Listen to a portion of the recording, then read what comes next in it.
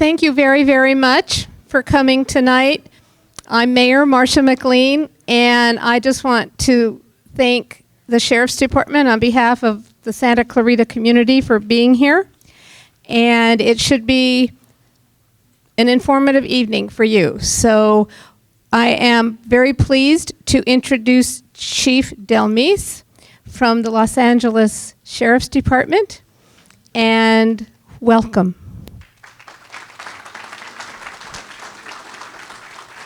Good evening. Good evening. I have to apologize. The sheriff was here. We had a nice meeting with the mayor and city council, city manager, and he was called away. We had something unfortunate happen to one of our deputy personnel, so he had to go deal with that immediately. So we're going to push forward because all of you were kind enough to come out tonight. I want to introduce myself. I am Larry Delmise. I am the Chief of Staff for Alex Villanueva. I've had a 35-year career with the LA County Sheriff's Department. I worked my way up, as we all do, starting in the jails. And during the last administration, I was a captain overseeing 6 courthouses in the Court Services Division. But most of my career has been spent as an investigator. I've worked the gang detail as a deputy, a sergeant, and a lieutenant, and most of all, I've been a resident of this valley for 36 years.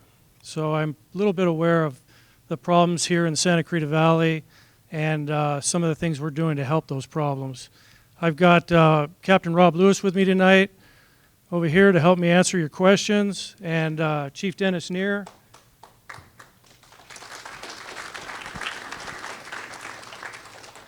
And I want to thank you all for coming. Let me start with the first question. They request an opportunity to discuss CCW, or concealed carried weapons permit allowances. I think the change in this administration that we've seen is Sheriff Villanueva is very open to giving CCW permits, where in the past I think we constricted our allotment or the number of permits that were issued in the last few years. His requirement is just state law. If we follow the requirements set forth in state law, I think he has said many times that he has no problem issuing them. And we do have a lieutenant in the undersheriff's office who is responsible for that process. So if anybody's interested in applying for a CCW permit with the LA County Sheriff's Department, please contact us and we'll route you to the appropriate lieutenant. I do think, though, the number of permits issued is starting to rise a bit. As a town councilman requesting ID cards as a member of recognized for access in times of disasters, I'm not familiar with that subject as far as town council IDs. Rob? I know that some of the concerns come up in regards to natural disasters. For instance, we had the fires over the course of the past couple of days, especially over at Magic Mountain, being able to access certain areas, council members, town council members, city council members. So the question has been presented to me, and I'm currently reviewing that with the sheriff and the sheriff's office, whether or not that is something we can do. And then also figuring out with my own staff at the station, we have a great support staff here, taking a look at what kind of identification we can have from the station level that we can provide for individuals, especially when disasters come up. With Magic Mountain, I had the general manager. Magic Mountain was unable to get in to assist over the weekend, so that was part of a concern that came up. So I just want to let you know we're looking into it, and we will let you know as we move further. Thank you. Don't go too far. Okay, we're concerned about community safety and requesting an increase in dedicated law enforcement to become familiar with our area. That is not just your concern, but I do know that that's Sheriff Villanueva's concern. We have a big turnover on the Sheriff's Department, and sometimes deputies in the past have not stayed long at a station before transferring out. What the sheriff has done is he's implemented new standards to give deputies a roadmap to promotion within the Sheriff's Department, of which we didn't have before. The first step in that roadmap is going to be 4 years at their first patrol assignment. So they won't come, train, and leave, as has happened in the past.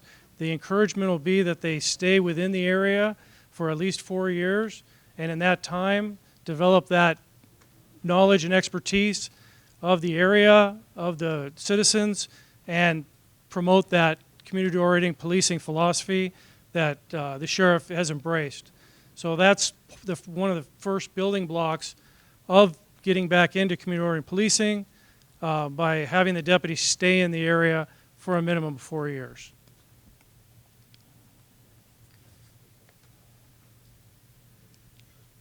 Coordination of safety with College of the Canyons. Absolutely. Well, first of all, I didn't start the last one off with thank you everybody who came out tonight. It's great to have the community and the community around us. It's good to see some familiar faces.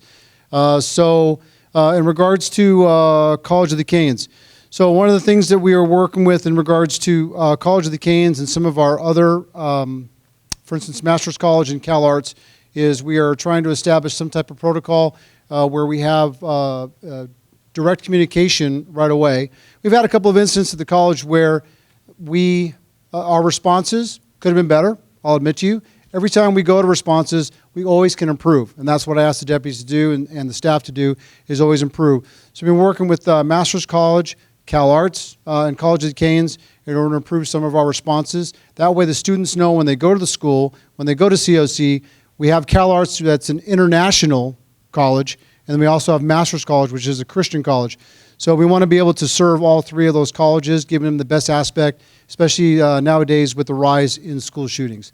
So we are working with College of the Canyons and the other colleges to have the best response. So, what chance next one? Very good. Oh, no, come on back. Coming back up. Recent home invasions. Recent home invasions. So I'll talk a little bit real quickly about that. Before I do, I know all of you applauded for me earlier. I'm gonna ask you, as I do at all meetings that I go to, please keep your applause for the deputies out in the field, the ones that are working hard. You see them in the field, shake their hands. That's the applause that we need. So recent home invasion robberies. So I know that over the course of the past week, there were a few home invasion robberies. They occurred late in the evening time, and we identified potential individuals from outside the area that are coming in. So I'll let you know in regards to home invasion robberies, we don't have them all the time. They are recently in the news because of incidents that occurred last week. However, I can look every single one of you now and tell you the deputies out there at nighttime, when you're at home at 4 o'clock in the morning, 3 o'clock in the morning, and you're sleeping and it's cold and it's raining, I can show you times when deputies are actually doing work, making traffic stops and taking people to jail that are trying to victimize the residents here. Our crimes are down this year, over 400 crimes over last year, and our arrests are up, which tells me although our calls for service are down, the deputies are out there making as much contact in the field to make sure that they're keeping the community safe as best as possible.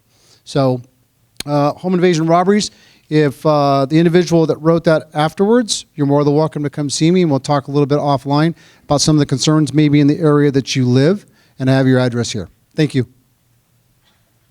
Thank you. I have been very impressed over the years at the number of youth programs such as YAL, VITA, and the Explorers. I'd like to know if you see us continuing these programs, a little hard to read, within the community. So YAL, VITA, yeah. Well, I know department-wide, the sheriff supports YAL and VITA, and we have those programs going at most of our stations, as is Santa Clarita. A lot of them are generated from donations, from corporate donations or other groups, so that program will continue. I don't think we would diminish it at all, and I think on behalf of Sheriff Villanueva, he sees the value in it. Those are our feeding groups as we look at it.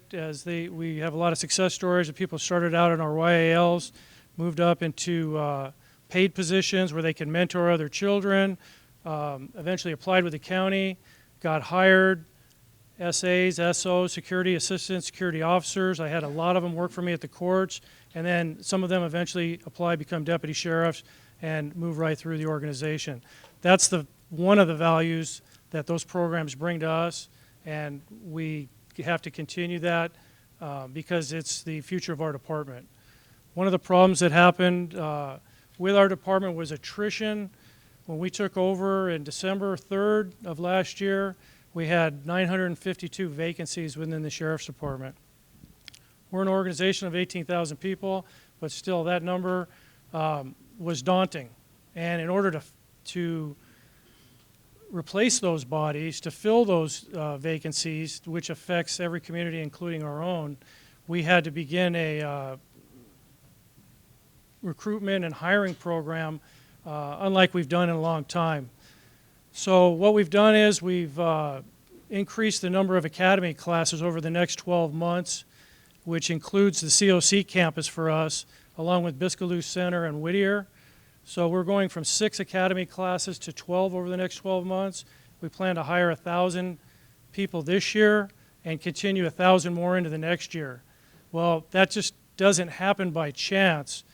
The reason that we had the department shrinking in the past was I think we were very hard on our deputies. We were a little oppressive to our own employees. Well, Mr. Villanueva turned that around day one. I think he's tried to empower the deputies to go out and serve the communities. We haven't lowered any standards. We haven't given anybody any free breaks. What we've done is empowered deputies to serve their communities. And in doing so, they become the best recruiters for our department. Like you heard Captain Lewis talk about his deputies.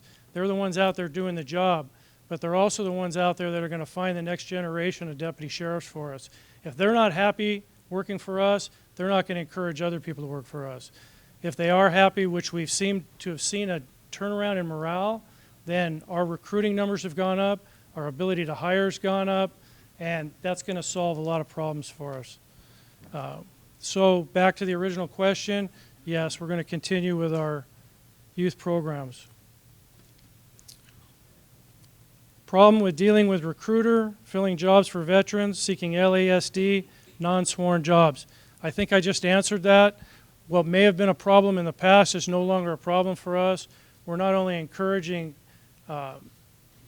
children, people from our communities to apply, but also our veterans. Sheriff Villanueva is a veteran. He belongs to the Star Post. He has made it, his mission to get out and recruit in those communities. So if you are a veteran, you've applied to the department, come back and see us again. If it didn't work out, we'll figure out why. Because there's positions at all levels. We have all kinds of civilian positions along with sworn. There's vacancies all throughout the organization. And we'll be hiring over the next 2 years to fill those vacancies, as I said.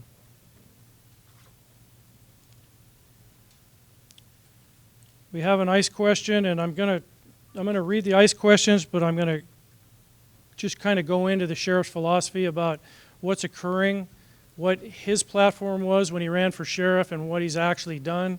I have had the opportunity to sit in the meetings with the stakeholders, CHIRLA, members of different organizations, and our jail command staff to figure out his path for how we're going to deal with immigrants, at least in the jails. SB 54 is the law of the land, and that is what the sheriff has vowed to follow. He does not want to violate state law. He does not want to violate federal law. So a lot of what he's done is based on that. What are the rules? The rules are we have to provide inmates in our custody being asked for by ICE to ICE officials. That is what we do. What the sheriff has done is restricted ICE agents wearing a windbreaker that says police or ICE on it from entering our jails. His philosophy is it creates an unstable environment when inmates are in custody, when they are looking at possible deportation, to see ICE agents roaming the jails. So what they do is, what we do now is we have contractors from the federal government that come to the jail and we provide the inmates that they're asking for. We comply with federal law.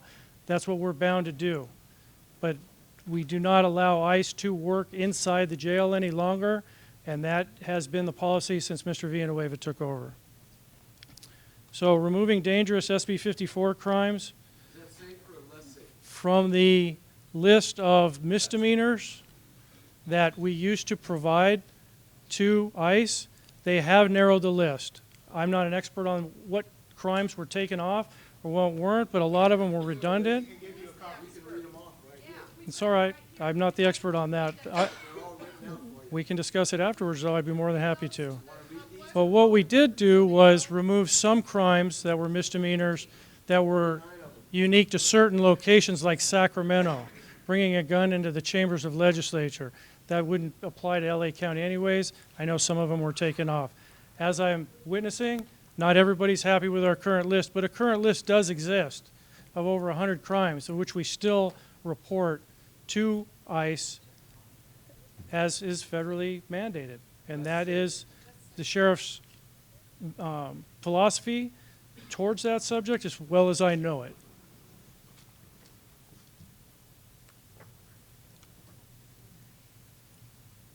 I am going to call Captain Lewis back up regarding sightings of MS-13 gang members in Newhall. Is there cause for alarm? Absolutely. So, Santa Clarita does have a gang issue, does not have a gang problem, is the way I'll address it. I have a very active 6 gang detectives working out of the station that work very closely with several of the area constituents in order to make sure that they identify and address. As far as MS-13, I'm aware that we have in the past arrested MS-13 individuals. However, as far as MS-13 and a problem with MS-13 up here, no. We do have some ingrown gangs that are local gangs. Newhall 13 is one of them. Brown Familia is another one. There's another one, Valverde 13. Now, all those, I say that they have been around for years. They are what we call generational gangs that started out here in the 80s, late 70s, early 80s. And the reason I know that is because I grew up out here in Santa Clarita. I've been out here for over 51 years. So I've been around all of them. I dealt with a lot of them when I was out here as a corporate detective and also as a lieutenant. So I want to let you know that we do have some gang members out here. But the biggest thing we do with the gang members is we make contact with them and let them know, hey, if you're going to live out here, we respect you. Live out here, enjoy living out here. Please don't do criminal activity out here. It's those that we come in contact that have either criminal backgrounds or do criminal activity out here that we have come in contact with, that we identify who they are. We make contact with them and make sure that we know who they are and where they live. When you say please, does it work? Can you elaborate on deputy gangs within your department, within LASD? Could you elaborate on that? Deputy gangs, could you elaborate on that? I'm going to follow the questions. If you'd like to write a question, I'd be more than happy to address it. So you have them as an audience address? What is your strategy to work close with the faith communities, especially in regards to security concerns at houses of worship?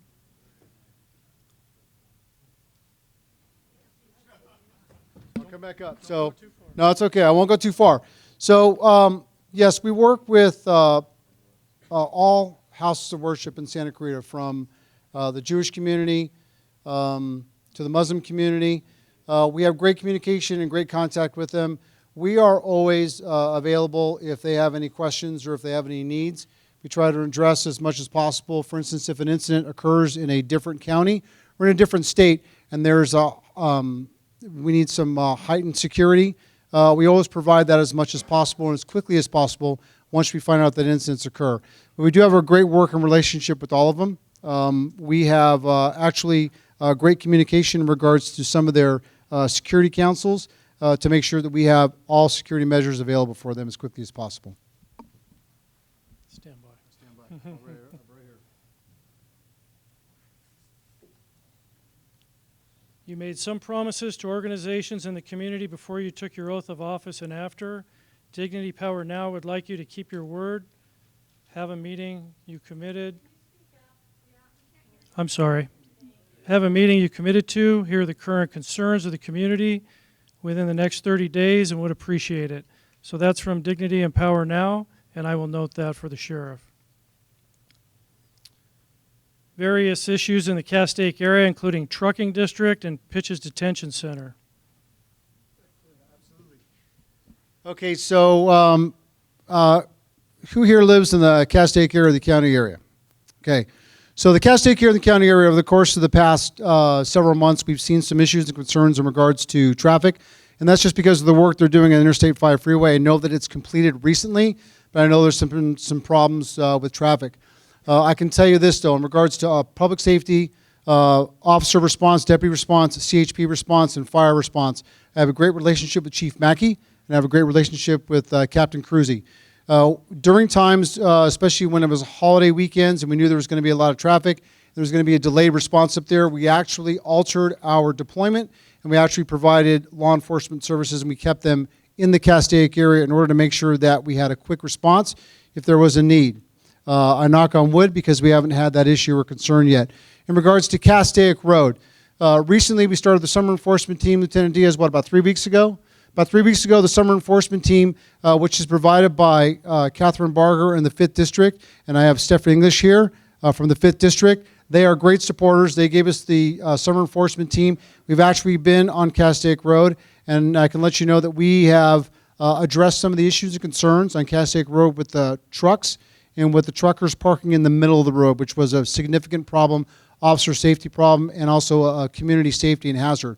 So we have addressed some of those problems. I have been given the citations from there, so I make sure that they're handling it.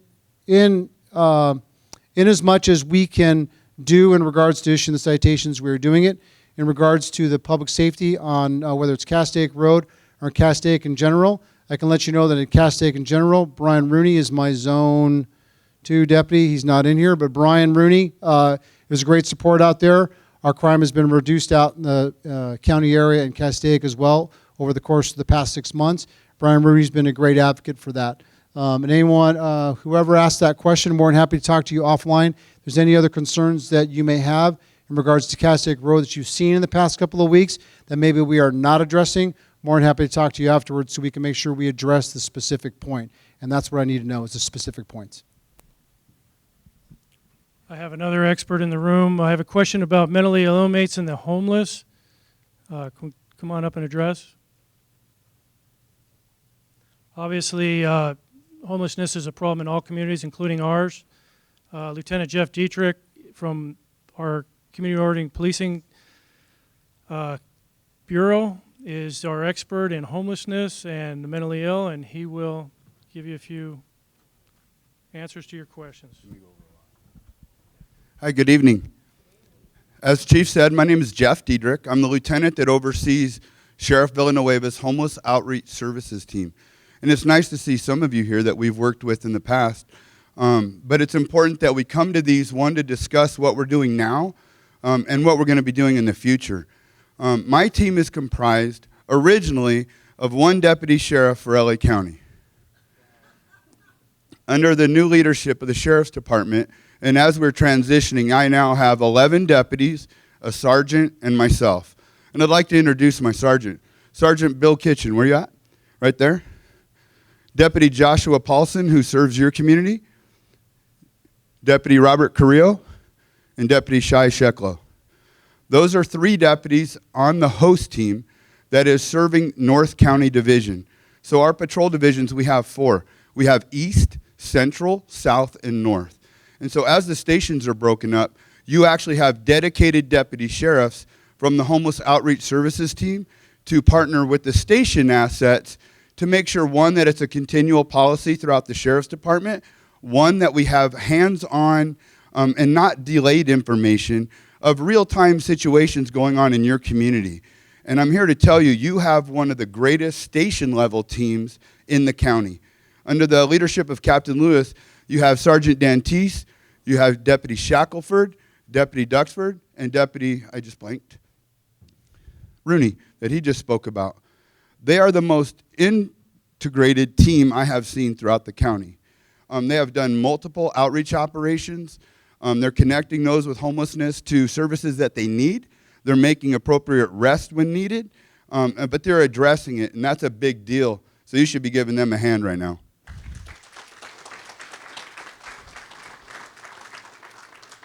And one of the reasons that the sheriff asked me to come to talk to you is to articulate what the LA County homeless encampment policy is. It was a visionary policy that was created back in 2012 by the executive leadership of the county.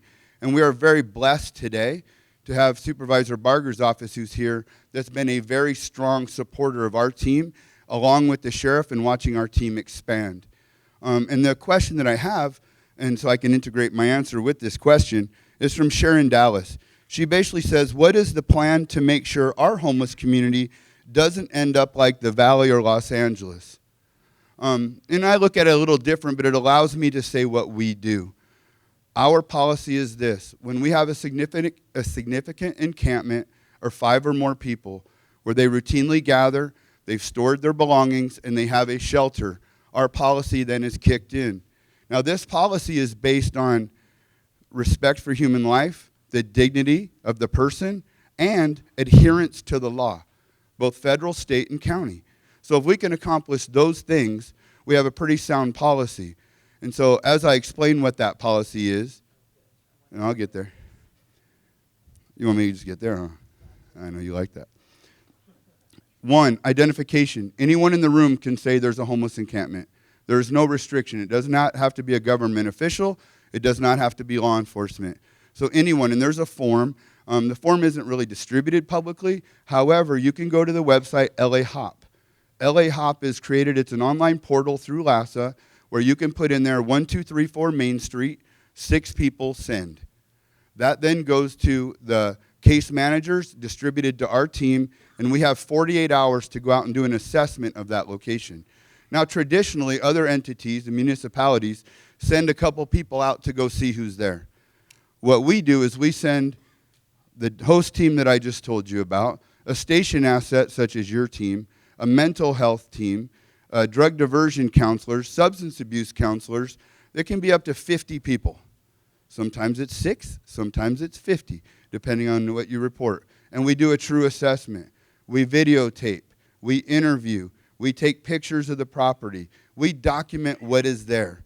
And so the question is, why would we do all that? Because others in the past lost your money in community lawsuits because they didn't follow a certain procedure. Our policies protect not only the community, but the department from litigation, because it proves that we are respecting the Constitution and adhering to the constitutional rights of someone's property. So now we have the identification and an assessment. For an example, there's 8 people there. 2 have alcohol problems. They're connected with alcohol. 2 people have mental illness issues. They're connected with our mental health counselors. If they need hospitalization, they're taken because the doctors and the clinicians are with us. There are no other phone calls to be made. Every professional that can address that is on site at the time. If we have 2, we have someone that says, my aunt lives in Idaho. We get them home. Through LASA, they have a thing where if you can confirm at the other end, we get them home. We also call the family. What we found is quite often, I'm not done. What happens is if we find a family member, sometimes people give up reporting them missing. They get a call from the sheriff's department and all of a sudden they have a change of heart and they let the family member back. So those things. So identification, assessment, then we have outreach. There's a period of time. Most of the time we hear this has been here for years. This has been here for months. We can do this in 5 minutes or we can do it in 6 months. During El Nino, we had a 3-month lead time, and we also had encampments where we did this whole policy in 10 minutes to save someone's life. But we follow it A to Z. After outreach is done, there's a posting. Posting is simply on June 9th, 2019, the LASD Public Works or City of Santa Clarita is coming here to clean it up. A municipality lost $600,000 in a lawsuit by following our protocol but didn't post, and the judge ruled that they failed to give that person the common decency and respect to get there, and they lost the lawsuit. And the person that was experiencing homelessness was awarded a large sum of money. So we do that. And we document that we did that with videotape and pictures. And then we have the cleanup, the final cleanup. What happens at the cleanup is any municipality that just literally throws property away, they have violated the constitutional rights of that person, subject to the city, the department, and the county to multiple lawsuits. We don't. Public Works has a contract with different entities and sometimes cities where they store someone's property if they can't carry it. The storage is simple. It's put in some type of bag, a receipt's written. A receipt is given to the homeless person saying between 90 days from here to here, You can pick up your property Monday, Friday, 8 to 5. By doing that, we adhere to the constitutional requirement. And since 2011, LA County Sheriff's Department has had 0 lawsuits, 0 uses of force, 0 civil complaints, and 0 citizen complaints relating to homeless encampments. Pardon? Well, that's a complex issue. So what she asked was, why is homelessness getting worse? And I'm glad you asked that, because one, we have to look at it this way. Law enforcement, and I'll finish with this, law enforcement is not the solution. That's what we've done for the last 50 years. The last 50 years, when you call the police departments or sheriff's departments to address homelessness, you have 2 options. 1 is arrest, and 2 is drive away. And when you see a deputy drive away, it's frustrating you because you're like, why didn't they do anything?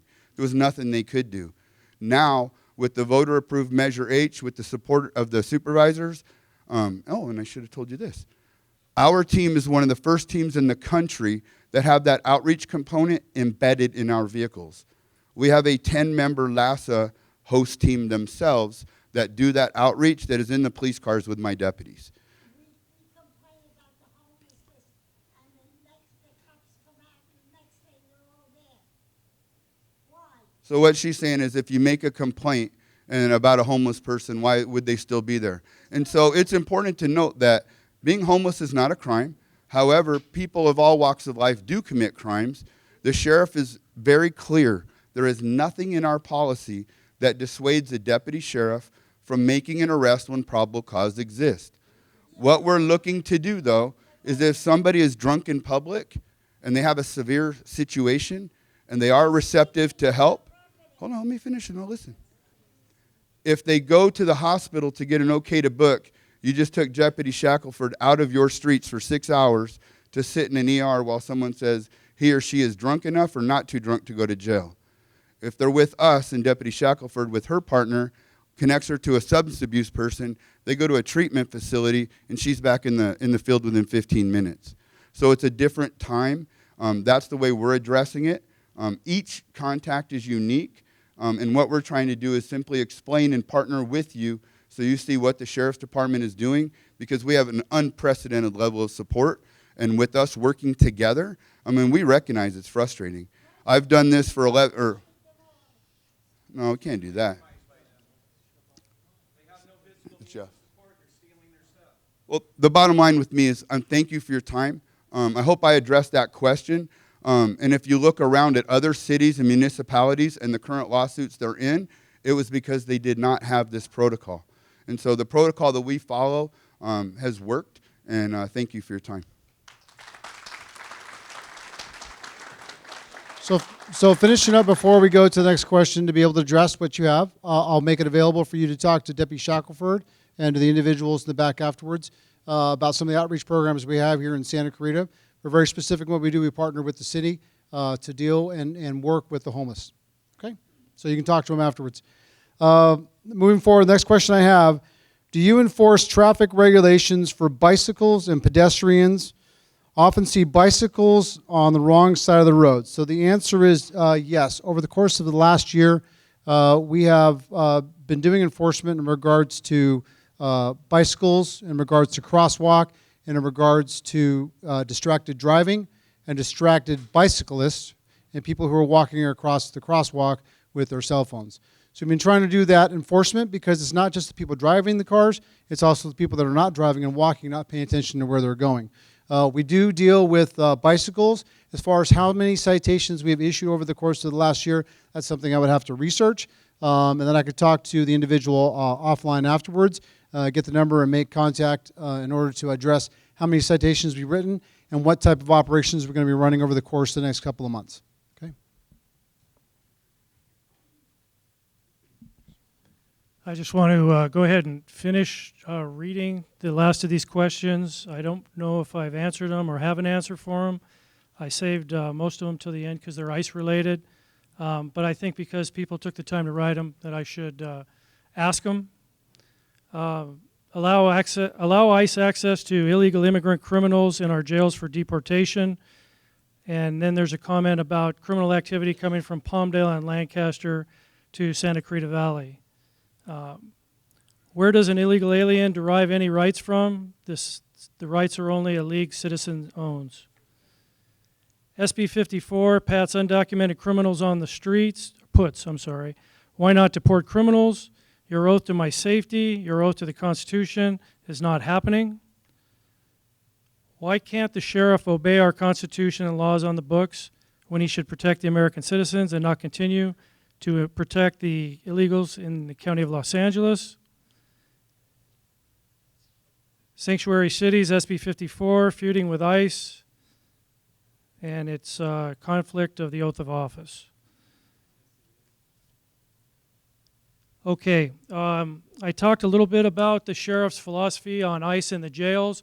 As law enforcement officers, LA County Sheriff's deputies, my career began in 1985, like I talked about, and immigration status of somebody I was arresting wasn't an issue. We didn't begin asking questions about people's country of origin until the paperwork required it during booking based on a court case. We were all sworn in as deputy sheriffs under the peace officers standards and training, state of California. We are state law enforcement officers. It wasn't in my training to be a federal immigration officer. So where that intersects is not these deputies that work in the streets. That intersects in our jails, and that's the policies that Sheriff Villanueva has changed, altered to comply with SB 54 and to make it a safer environment for our deputies and the people within our custody. I don't think that answers the questions. Obviously, I probably won't please everybody in the room with that answer. That is what I got for you. Does it make us less safe or more safe? Less or more? I will not opine because I am not up here to opine. What I would like to do is, well, unfortunately, I am not denying anybody's question. I am giving you the policy as I understand it. The sheriff was, if the sheriff was here, he would answer that. I do.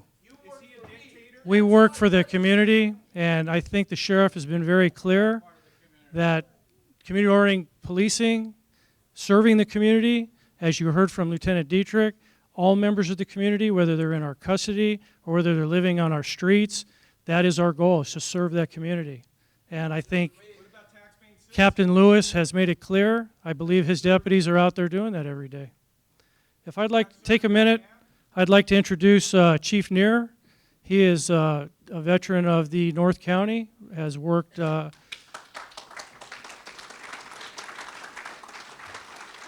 Palmdale Station, Lancaster Station, and now he's the chief over this division. Thank you, Chief Delmise. On behalf of Sheriff Villanueva, who really wanted to be here tonight, I just want to say it's my honor to be with you here tonight, to open up some dialogue, to address some concerns, and to really talk about community policing and the true essence of community policing. Now, first, I want to make it very clear, and I want to thank our deputies who are here tonight, along with the community at large, because we are experiencing the lowest crime rate in the history of this city, Santa Clarita. It is currently one of the top safest cities in the state of California, and I'm very proud of that because I have family members who live here and work in this community. So it makes me proud when I see these deputies out there in the tan and green working 24 hours a day, 7 days a week, putting their lives on the line to keep us safe so we can sleep at night knowing that they're out there. They're out there responding, and they're out there doing the Lord's work. So thank you, each and every deputy sheriff who's here tonight. Now, as Sheriff Villanueva has mentioned many times, and I really appreciate his philosophy, and he takes a quote from Sir Robert Peel, who many people consider the architect of community policing. And what he said almost 200 years ago is the police are the public, and the public are the police. So essentially, our deputies are entrusted to keep the community safe. However, we can't do that job alone. We have to partner with the community. And Captain Rob Lewis has done a phenomenal job in partnering with the communities that we serve to have reserve deputies, search and rescue deputies, volunteers on patrol, our explorers who are truly the leaders, the future leaders of this community, and many others working hand in hand to keep this community safe and to make it truly a place to call home. So I want to thank Captain Rob Lewis as well for his efforts. The man works so hard in carrying out the mission and the vision of our sheriff, Alex Villanueva. Rob has really taken it upon himself to use technology. He uses technology to our advantage through intelligence-led policing. We use many technologies in terms of crime mapping to figure out the best strategies in working with our communities and moving forward to solve crimes, to bring perpetrators to justice, and to keep all of you safe. And we're going to continue to do that better than ever before with this new station that is being currently built right off of Golden Valley. That, ladies and gentlemen, let me tell you, that new station that's being built right down the street here, that's going to be the crown jewel of the Santa Clarita Valley. And I want to thank City Manager Ken Striplin. Don't know if he's here, but he's really made a true concerted effort in the building and construction, along with the partnership of Catherine Barger, our supervisor of the 5th District. She has been supporting us every step of the way. So those are going to be some of the developments in the next couple of years. We also have plans, we're in the preliminary stages to build a state-of-the-art emergency vehicle operations center right there off of the 5 freeway in Castaic, where it is located by the Pitchess Detention Center. We're going to build a training facility for our deputy sheriffs, so we ensure that they have the best driving skills in serving the public, because that's our bread and butter, getting our deputies and ensuring our deputies get from point A to point B in the safest manner possible. So we're going to have a concerted effort working with the city, contract cities, working with the County Board of Supervisors to have an emergency vehicle operations center built right here in the Santa Clarita Valley so that we can better serve you, our constituents, because we are your sheriff's department. With that said, I want to thank all of you for being here tonight. Thank you.